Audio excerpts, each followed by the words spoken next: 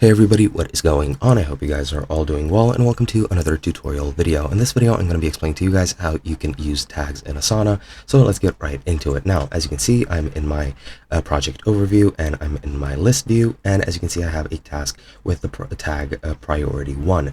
This is a tag that I've added myself, and I'm going to show you how you can add it to another task. What you're going to want to do first is click on the task that you want, and this overview will appear. From there, you want to click on 3 dots in the top right, and you can click on add tags, or you can use the shortcut tab plus T to create a tag on the fly. Once you click that, you'll have a tags field added to here, and now you can set whatever tag you can want. As you can see, I already have one created named priority 1, but let's say since task 1 is priority 1, I want task 2 to have priority 2. If I just type in priority 2, yeah, I spelled that right, I was just checking for that.